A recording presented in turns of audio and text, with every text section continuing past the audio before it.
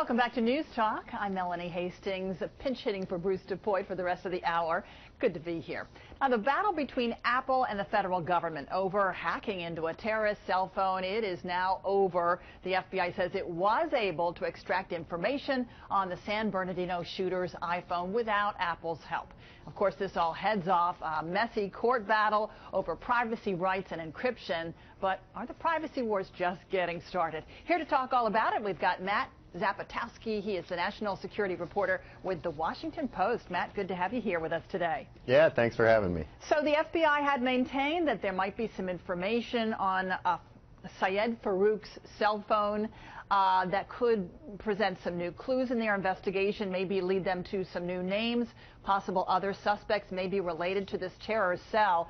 And they were able to extract that information without Apple's help. They weren't going to help anyway. So tell us how they did this.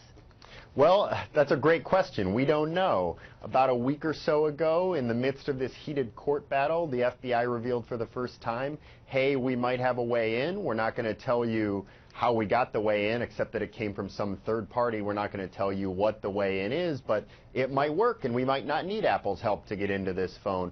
Then a week later, turns out it did work. They've been in the phone. We don't know, again, how they got in or what exactly they found, but they are in, apparently. Wow. And, you know, the whole problem, as I understood it, was they wanted to be able to get into the phone without erasing the data. And every way that they knew to get in there, that would blow out all the data on there. Is that right? Right. There's a lot of rumors out there about how they might have been able to get in the phone without Apple's help. And one involves sort of copying the chip in the phone. That's a very risky procedure that probably would have blown up the data. But look, we have, you know, like I said, a lot of questions about what way they did use to get in the phone so quickly and in a way that didn't jeopardize anything that was on the phone. And Apple had said that the only way to do this was to create a back door, and they didn't want to do that because they said that would put everybody's on the planet's cell phone in jeopardy and vulnerable. Yeah, that's kind of the irony here. So now the government has found a way in, and Apple, of course, is going to want to know what that way in is so they can shut it down for the future. And there's a process by which the government might disclose that to Apple, but it's just too early to say if they'll do that. Well, it just seems to be a game of cat and mouse, staying one step ahead of hackers all over the world. And this is just another example of that, isn't it? Yeah, exactly. And that was Apple's big point here, that, like, look, if they open this up to the government, no matter the assurances that the government gave them, they would be opening up their phone to hackers all over their place. And there are good reasons you wouldn't want to do that. Oh, there sure are.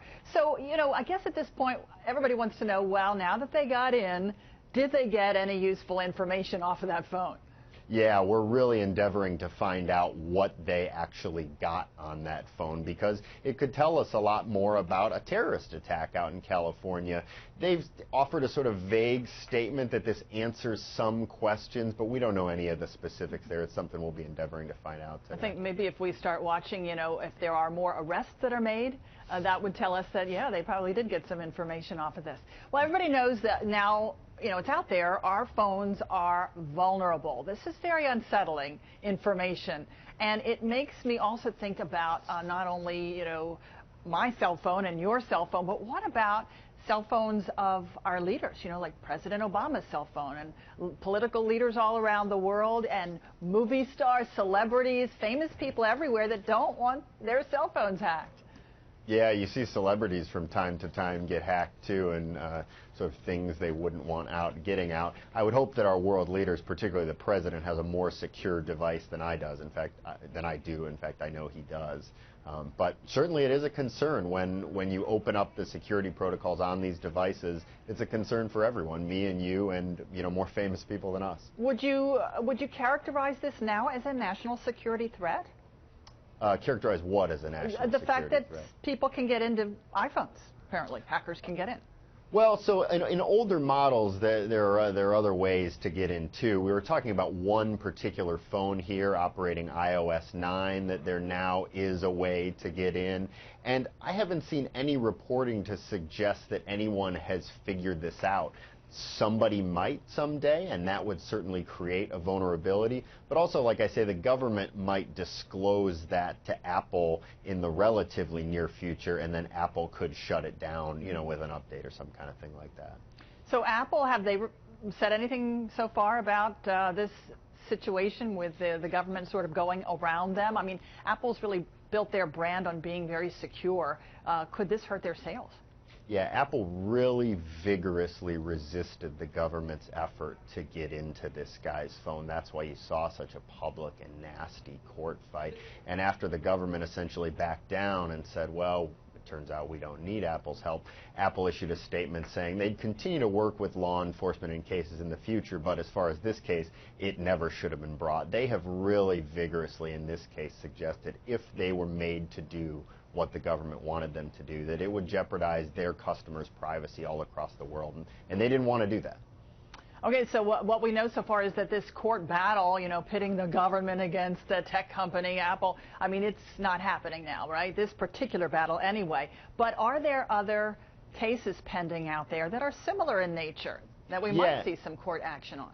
Yeah, so this case is pretty much over.